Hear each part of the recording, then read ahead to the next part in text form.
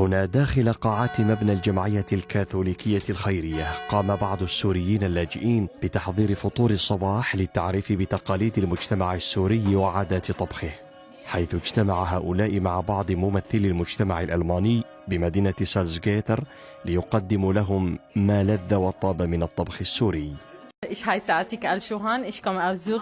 أنا اسمي عاتقة الشوحان، أنا من سوريا ولدي 3 أطفال ودرست في سوريا تخصص مكتبات.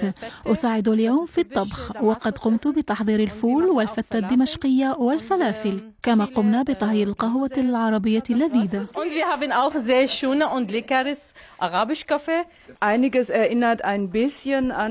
بعض الأكلات تذكرني بالفطور التركي من خلال الزيتون وزيته، لكن هناك أيضا مأكولات لا نعرفها مثل الفلافل والحمص، والتي نريد بكل تأكيد أن نتذوق منها. أنا أتمنى أن ينقل هؤلاء تقاليدهم ومهاراتهم في الطبخ إلينا حتى نتعلم طبخ الأكل السوري اللذيذ.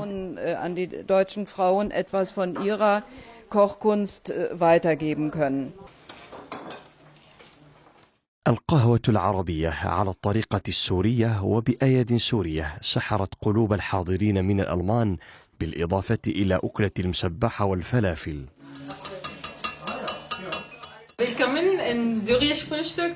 أهلا بكم في هذا الإفطار السوري المتنوع. سأبدأ بالفلافل اللذيذة. هنا نجد المامونة بالإضافة إلى الفتة، وهذه عجينة الحمص، دون أن ننسى الزعتر الذي يميز الأكل السوري مع زيت الزيتون.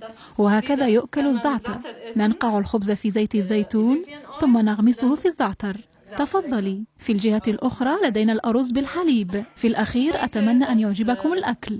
نقول بالعربية صحة وهنا. الجدير بالذكر هو صدور كتاب للطبخ السوري يحوي أزيد من 30 وجبة متنوعة تعكس تنوع الثقافة السورية. فبعد التنسيق مع جريدة بروايشفايغ تم طبع حوالي 2000 نسخة من الكتاب، الذي يمكن اقتناؤه من المكاتب أو عبر الإنترنت بسعر 3 يوروهات و50 سنتا. أنا اسمي بيتري كولسنياك، مدير مركز للمتطوعين هنا بمدينة سالزغيتر، كما أننا ننشط في مجال الأعمال الخيرية ومساعدة اللاجئين. لقد تم الاتصال بي وطرح الفكرة لإنجاز كتاب طبخ سوري باللغة الألمانية. أنا بدور استحسنت الفكرة، لذلك أنا اليوم هنا. فطور صباح سوري على الأراضي الألمانية بأيدي لاجئين، فاتحة ليوم ولحكاية تكتب تفاصيلها الموجة الأولى من لاجئي سوريا في بلاد الراين. البعض منهم ينشد الاندماج، وآخرون يحملون في قلوبهم أمل انتهاء الحرب والعودة إلى الديار، وإن لم يتبق منها إلا الأطلال.